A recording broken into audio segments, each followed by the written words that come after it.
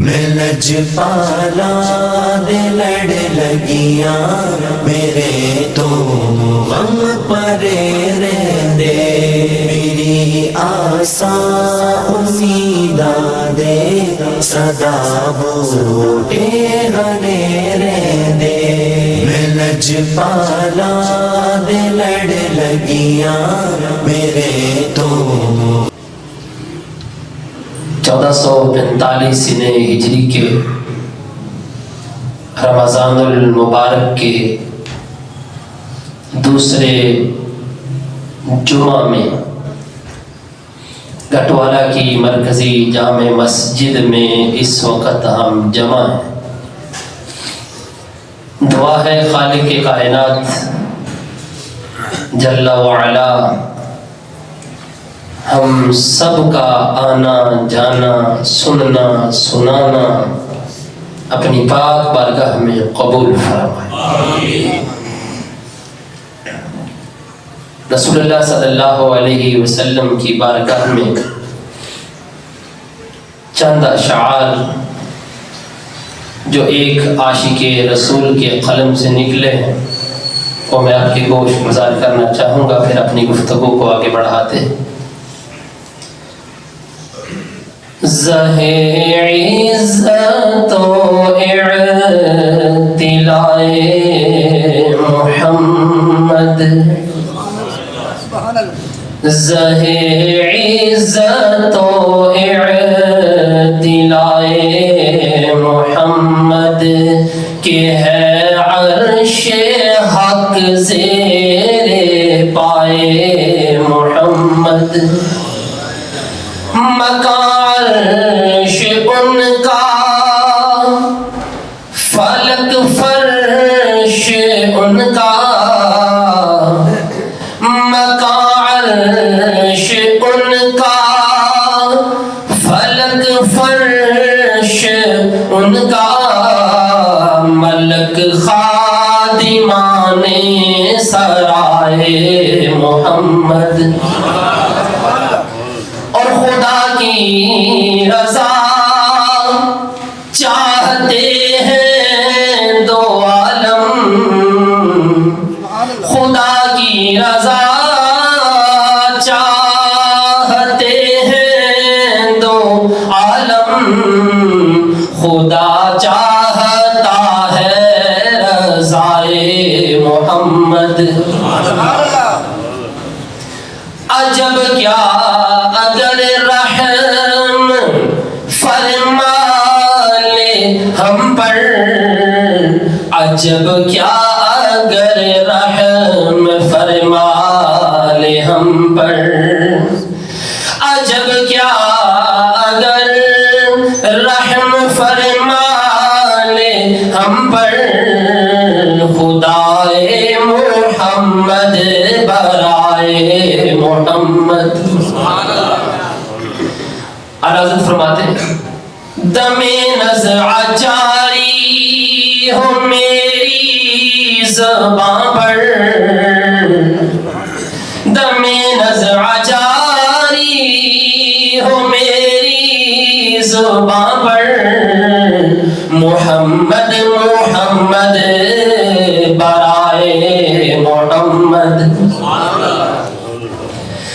عصائے کلیم یہ دہائے غضب تھا، گروہ کا سہارا عصائے محمد، اجابت میں جھک کر گلے سے لگایا، بڑی ناز سے جب دعائے محمد، رضا پھل سے اب وجد کرتے گزریے، رضا پھل سے اب وجد کرتے گزریے، کہ ہے رب سلم صدائے محمد۔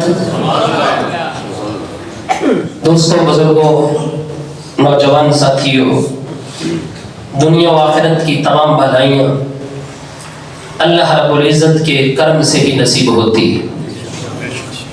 وہ جسے چاہے جب چاہے جو چاہے عطا فرماتا ہے۔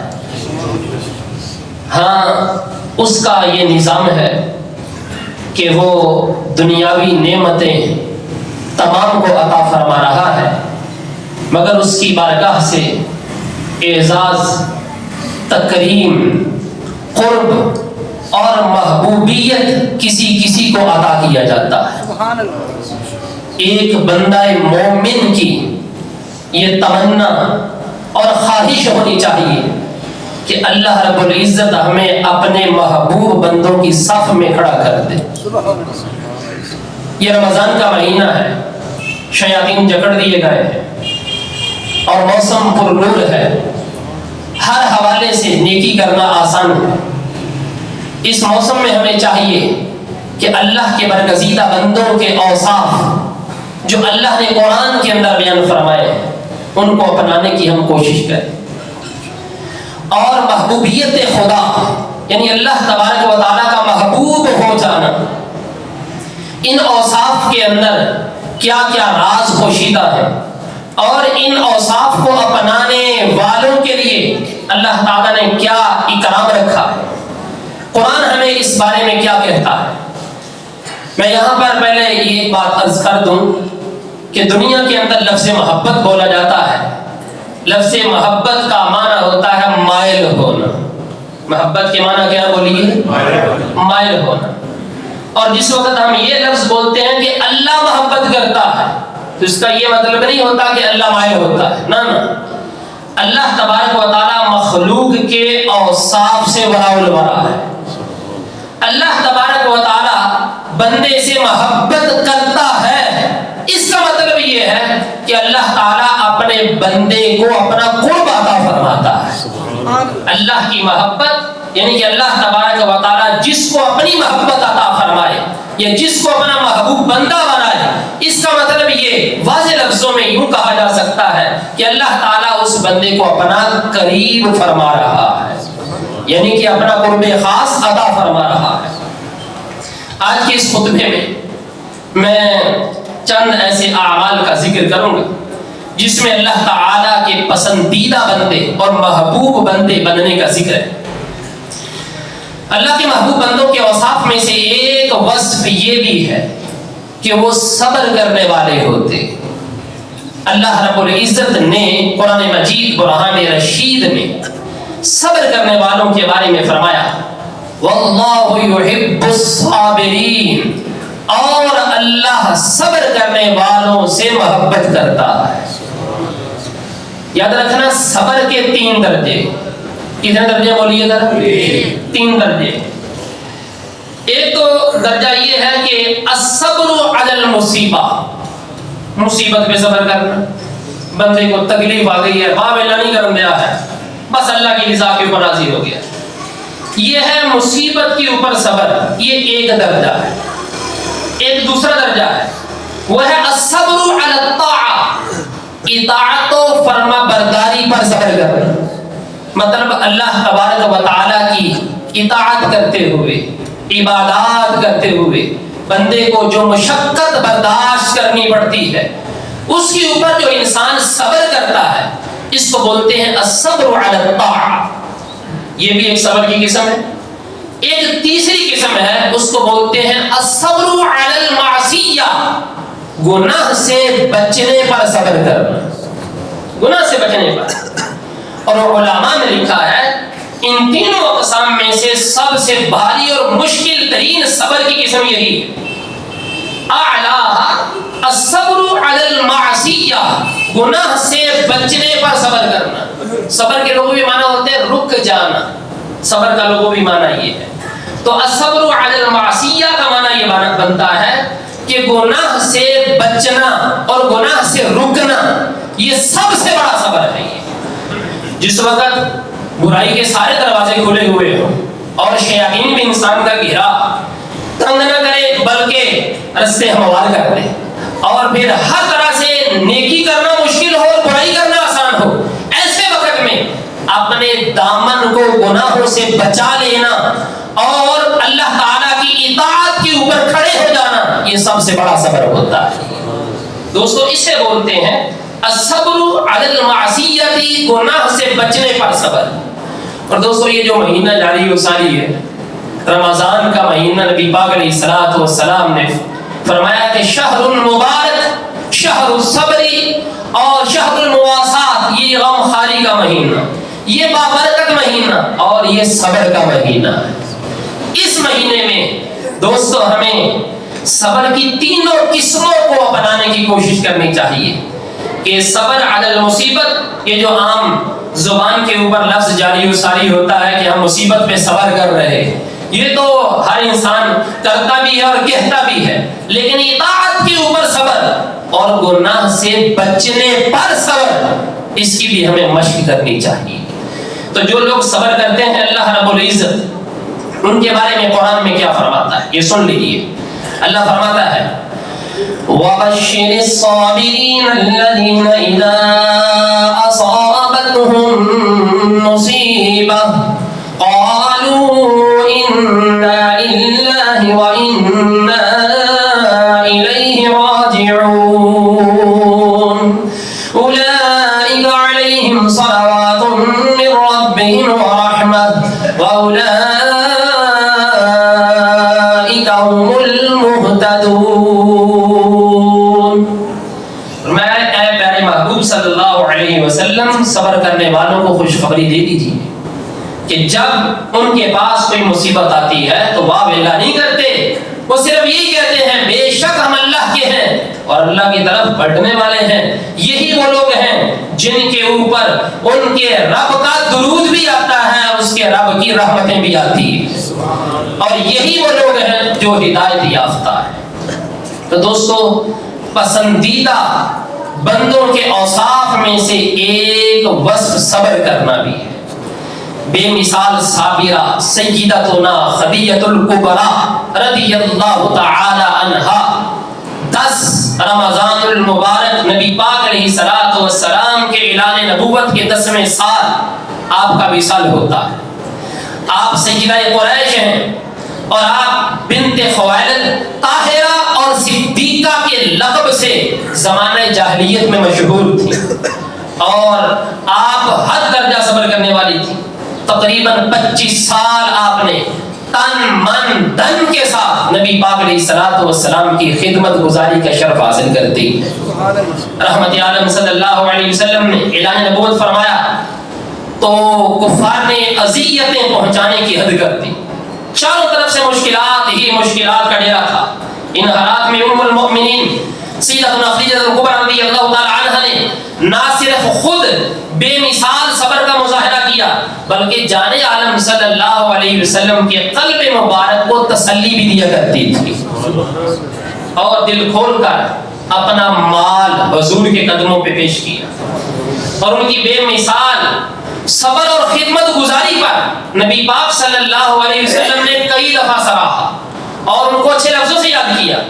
حضرت عائشہ رضی اللہ تعالی عنہ بیان کرتی ہیں کان النبی صلی اللہ علیہ وسلم اذا ذکر خدیجہ احسن علیہ الثناء، جس وقت نبی پاک علیہ الصلوۃ والسلام حضرت خدیجہ کا ذکر کرتے تو اچھے لفظوں سے ان کو یاد فرمایا کرتے۔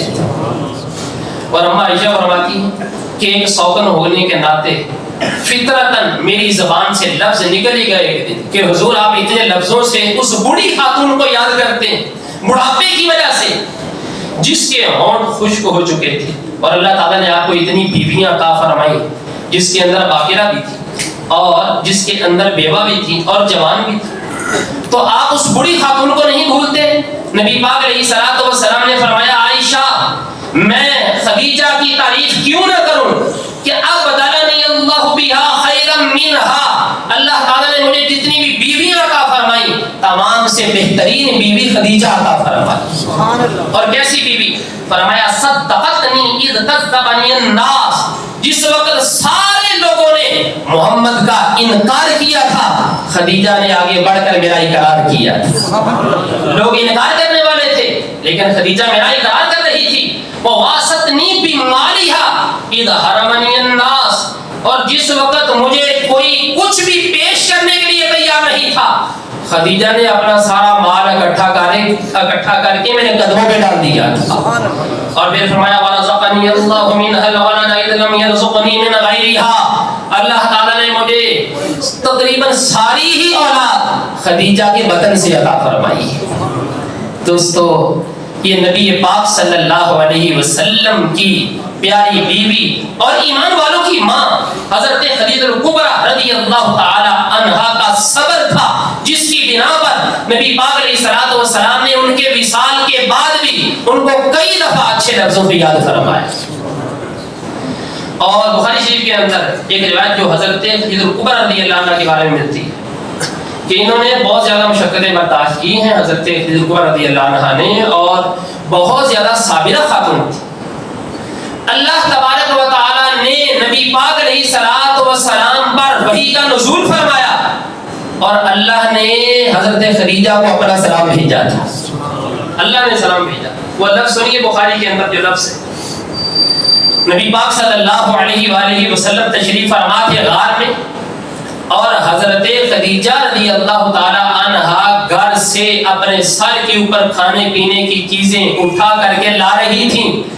جبریل آ گئے، جبریل کہنے لگے اذن ہی اتت کا، حضور آپ کی پیاری بیوی خدیجہ آپ کے پاس آ رہی ہیں، یا اتت کا وہ آ رہی ہیں، فقرأ علیہ السلام من ربها ومنی، آپ ان کو ان کے رب کا سلام بھی دیجئے اور میرا سلام بھی پیش کر دیجئے، اور وبشرها ببیت فی الجنۃ من قصب لا صخب فیہ ولا نصب، اور خدیجہ کو جنت کے اندر ایک ایسے محل کی خوشخبری دے دیجئے کہ جو محل موتی کا ہے، جس کے اندر نہ کوئی تکلیف ہے نہ ہی کوئی شور و غل ہے، اس کو خوشخبری دیجئے۔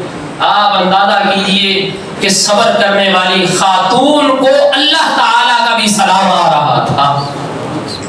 حضرت رحمۃ اللہ تعالی نے جس وقت اس حدیث کو بخاری سے پڑھا ہے، انہوں نے اپنے لفظوں میں پڑھایا، وہ لکھتے ہیں منزل من قصب لا نصب لا صخب، یعنی ایسا گھر کہ جو موتی کا ہے، جس کے اندر نہ کوئی تکلیف نہ کوئی شور و غل، منزل من قصب لا نصب لا صخب، ایسے کوشک کی زینت پہ لاکھوں سلام۔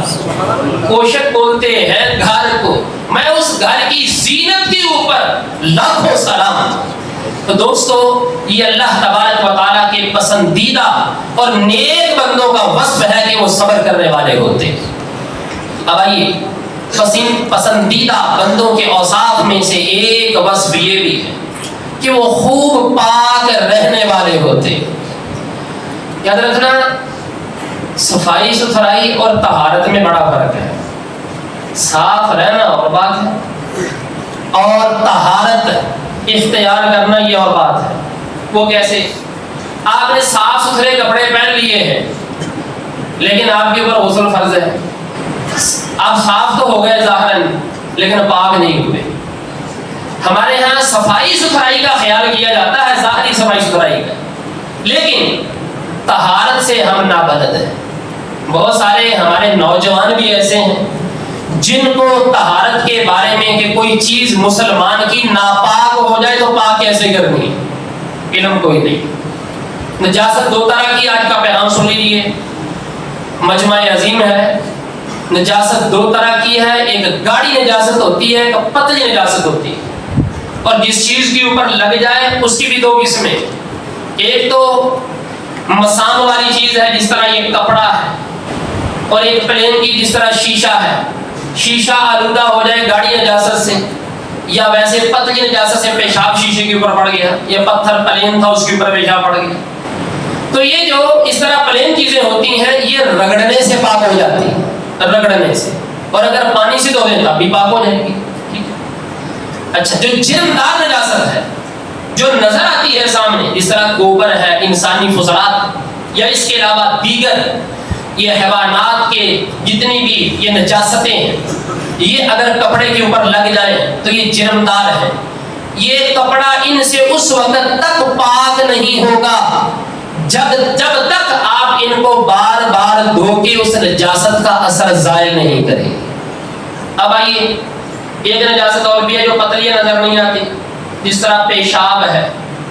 پیشاب بچے نے کپڑے کے اوپر پیشاب کر دیا، کپڑا ناپاک ہو گیا، اب اس کپڑے کو کیسے پاک کرنا ہے؟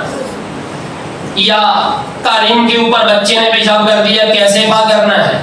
میٹرس ہے اس کے اوپر بچے نے پیشاب کر دیا، کیسے پاک کرنا ہے؟ اب ان چیزوں کو نچوڑا تو جا نہیں سکتا، یہ جو بڑی بڑی چیزیں ہیں، پہلے چھوٹی چیز کی طرف آئیے. کپڑے اگر پیشاب کے ذریعے یا پتلی نجاستوں کے ذریعے سے ناپاک ہو جائے تو ان کو پاک کرنے کا طریقہ یہ ہے کہ آپ ان کے اوپر پانی بہائیں اور اپنی استطاعت کے مطابق اس کو مل کر اس کو نچوڑیں. 3 دفعہ یہ عمل کریں گے، اپنی استطاعت اور طاقت کے مطابق نچوڑیں گے تو پھر یہ کپڑا پاک ہوگا. ٹھیک ہے، یہ جو پیشاب کے ذریعے سے ناپاک ہوتا ہے. اب قالین ہے یا میٹرس ہے، ان کو ہم نچوڑ تو سکتے نہیں، ناپاک ہو گیا ہے. تو ان کا طریقہ کار یہ ہوتا ہے، اس کو کسی دیوار کے اوپر کھڑا کریں یا کسی چیز کے اوپر لٹکائیں ان چیزوں کو اور اس کے اوپر پانی بہائیں. 1 دفعہ پانی بہائیں، پانی ٹپکنا جس وقت ختم ہو جائے پھر یہی عمل کریں. 3 دفعہ پھر یہی عمل کریں، یعنی کہ 3 دفعہ اس کا پانی ٹپکنا جس وقت بند ہو جائے گا تو یہ قالین بھی، یہ میٹرس بھی اس وقت پاک ہو جائے گا. یہ میں نے موٹے سے مسائل عرض کیے. یاد رکھنا، طہارت اور صفائی ستھرائی دونوں چیزیں شریعت کو مطلوب ہے. شریعت یہ کہتی ہے کہ جس ماحول میں میرا بندہ رہتا ہے وہ ماحول بھی ستھرا ہونا چاہیے اور اس کا جسم ظاہراً بھی اور باطناً بھی ہر لحاظ سے پاک ہونا چاہیے. یہ شریعت کو ہمارے سے مطلوب ہے. اب ذرا سنیے قرآن کے اندر ان لفظوں کے بارے میں کیا کہا گیا، ان اوصاف کو بنانے والوں کے بارے میں. اللہ فرماتا ہے ان اللہ یحب التوابین ویحب المتطہرین. بے شک اللہ توبہ کرنے والوں کو پسند کرتا ہے اور بہت زیادہ ستھرے رہنے والوں کو پسند کرتا ہے. بہت زیادہ ستھرے رہنے والے، پاک رہنے والے، بہت زیادہ. علاقہ قباء کے اندر مسجد، اس کے قریب منافقوں نے مسجد بنا لی، مسجد درار. دعوت دی نبی پاک علیہ الصلوۃ والسلام، نبی پاک علیہ الصلوۃ والسلام نے جانے سے انکار کر دیا. اللہ تبارک و تعالی نے فرمایا پیارے محبوب منافقوں کی مسجد میں نہیں مومنوں کی مسجد میں قدم رجع فرمائیے. اور جن کی مسجد میں آپ نے جانا ہے وہ بندے پتہ کیسے ہیں؟ وہ بندے بار بار طہارت کرتے ہیں، بڑے ستھرے رہنے والے ہیں، ہر لحاظ سے پاک رہنے والے ہیں. ان کا وصف کیسا تھا؟ وہ 1 دفعہ تو مٹی سے استنجا کرتے، استنجا کرنے کے بعد پیشاب کرنے کے بعد مٹی سے، ڈیلوں سے، اور پھر ڈیلوں کے بعد پھر وہ پانی سے بھی دھویا کرتے تھے. اللہ تعالیٰ کو ان کی یہ ادا اتنی پسند آئی، قرآن کے اندر لفظ ارشاد فرما دیے فِيهِ رِجَالٌ يُحِبُّونَ أَن يَتَطَهَّرُوا وَاللَّهُ يُحِبُّ الْمُطَّهِّرِينَ. بے شک اس علاقے کے اندر ایسے مرد ہیں جو طہارت کو بہت زیادہ پسند کرتے اور اللہ بھی ان طہارت والوں کو پسند فرماتا ہے. لہذا یہ جو مسلمان بہانہ کرتے ہیں نا کہ ہمارے کپڑے پلید ہیں جی، تو مسلمان کیسا ہے کہ تیرے کپڑے پلید ہیں؟ مسلمان کو تو حکم ہی ہے کہ تیرے کپڑے ناپاک ہو جائے، پلید ہو جائے، فوراً سے پہلے ہر کام چھوڑ کر کے پہلے اپنے کپڑے پاک کر. تیرا جسم بھی پاک ہونا چاہیے، تیرے کپڑے بھی پاک ہونے چاہیے. تو لہذا لاپرواہی ان چیزوں کے اندر نہیں برتنی چاہیے. اور جو لوگ بلا وجہ پیشاب کے چھینٹوں سے نہیں بچتے ان کے بارے میں بڑی وعید ہے، سخت وعید ہے. بس پیشاب کر لیا، ہاتھ ہی نہ بعد میں دھوئے، یا پھر جب کپڑوں کے 1-2 چھینٹے لاگے تو ٹھیک ہے جی، اللہ اللہ خیر سلا کہڑا کسی نے دیکھا. ایسے لوگوں کے واسطے عذاب قبر کی وعید ہے. وہ جو بخاری شریف کے اندر روایت موجود ہے کہ 2 بندوں کو عذاب ہو رہا تھا، ان کے اندر ایک بندہ وہ بھی تھا جو نبی پاک علیہ الصلوۃ والسلام نے فرمایا لا یستطیع من البول، یہ پیشاب کے چھینٹوں سے بچتا ہے. تو لہذا صفائی ستھرائی بھی ضروری ہے اور طہارت بھی ہر حوالے سے ضروری ہے. تو اللہ تبارک و تعالی پاک رہنے والوں کو پسند فرماتا ہے. دوستوں نیک بندوں کے اوصاف میں سے ایک وصف یہ بھی ہے کہ وہ کثرت سے توبہ کرنے والے ہوتے ہیں. اللہ فرماتا ہے ان اللہ یحب التوابین ویحب المتطہرین. بے شک اللہ توبہ کرنے والوں کو پسند کرتا ہے اور ستھرے رہنے والوں کو بھی پسند فرماتا ہے. توبہ کرنے والے، یہ جو عشرہ جاری و ساری ہے آج سے شروع ہو گیا ہے، یہ عشرہ استغفار کا ہے، توبہ کا ہے.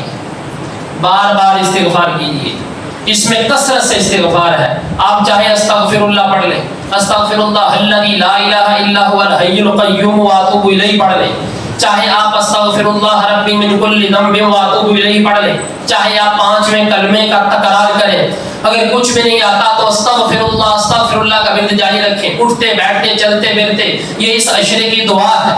یاد رکھیے جس وقت ہم نبی پاک علیہ الصلوۃ والسلام کے بتائے ہوئے جتنے بھی شائع ہیں ان کو اپنا کر کے ورد وظیفے کریں گے تو اللہ تعالی ہمیں رمضان کے ظاہر کی بھی برکتیں عطا فرمائے, باطن کی بھی برکتیں عطا فرمائے. دونوں برکتیں ہمیں اس کی ملے گی.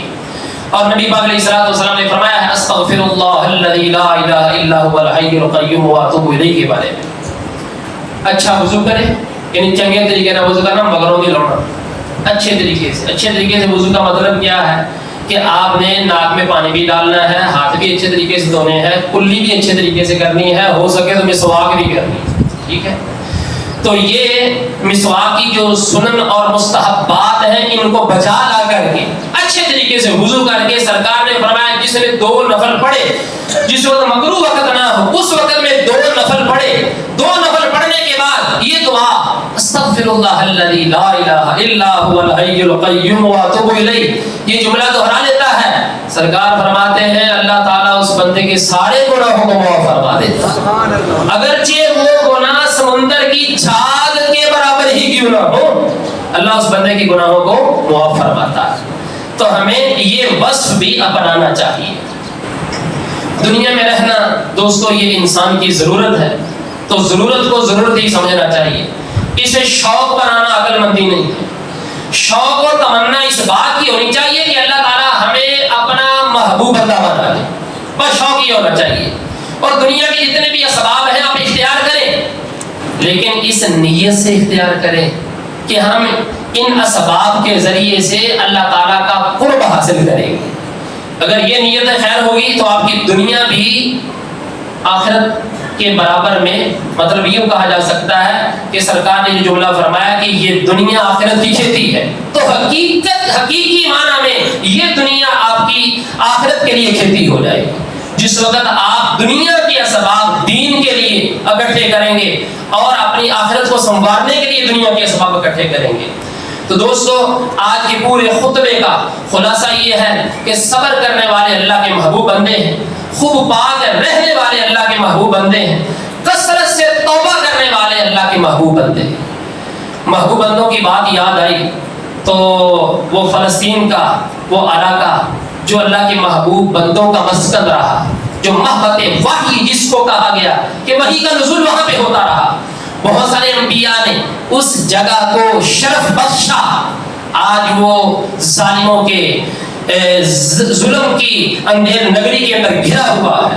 تو بس دعا بھی کریں اور اللہ تبارک و تعالیٰ سے گڑ گڑا کر مانگیں کہ یا اللہ ہمارے ان مسلمان بھائیوں کے اوپر نگاہ رحمت فرما, اور خصوصاً ہمارے جو مسلم حکمران ہیں ان کو غیرت ایمانی عطا فرما, اور ان کو ہمت اور توفیق عطا فرما کہ یا اللہ یہ اٹھتی ہوئی سسکریاں اور نکلتی ہوئی آہیں ان کو سن لے اور ان کو غیرت ایمانی عطا فرما. کسی بندے نے مجھ سے پوچھا کہ مولانا صاحب یہ بتائیے کہ ہم لوگ گناہگار تو نہیں, دیکھیے وہاں پر مسلمانوں کی چیخیں نکل رہی ہیں اور ہم یہاں پر سحری افطاری بڑے آرام سے کر لیتے ہیں. ان لوگوں کا جو حال ہے وہ سوشل میڈیا کے اوپر دکھایا جاتا ہے. اس وقت تک تقریباً 32,000 کے لگ بھگ مسلمان شہید ہو چکے ہیں.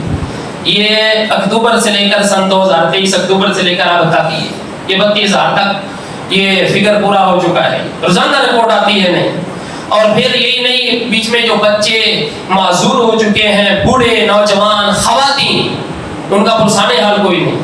اور پھر جو وہاں پر ایک علاقہ ہے رفح, اور پتہ چلا کہ ان کا زمینی آپریشن کرنے کی بھی تیاریاں ظالم کر رہا ہے. تو دوستو یہ جو چیزیں ہیں ان کا گناہ ہمارے اوپر نہیں ہے, ان کا گناہ ہمارے ان حکمرانوں کے اوپر ہے جن کے پاس سطوت ہے, جن کے پاس طاقت و قوت ہے, اور وہ خواب خرگوش کی نیند سو رہے, اور ان کے اوپر ایک جون تک نہیں رینگتی کہ یہ ہمارے مسلمان بھائی ہیں, ہمیں کیا کرنا چاہیے. بس اپنے ہی اسباب کے اندر گھرے ہوئے ہیں. ہم یہ دعا کریں گے کہ یا اللہ ہمیں بھی ہمت و توفیق عطا فرما, ہمارے مسلم حکمرانوں کو جرأت ایمانی عطا فرما، ان کو محمد بن قاسم جیسا جذبہ ایمانی عطا فرما، ان کو سلطان نور الدین زنگی، سلطان صلاح الدین ایوبی رحمت اللہ تعالی علیہما جیسی ہمت عطا فرما، آمین وما علینا الا البلاغ سنت عطا فرما۔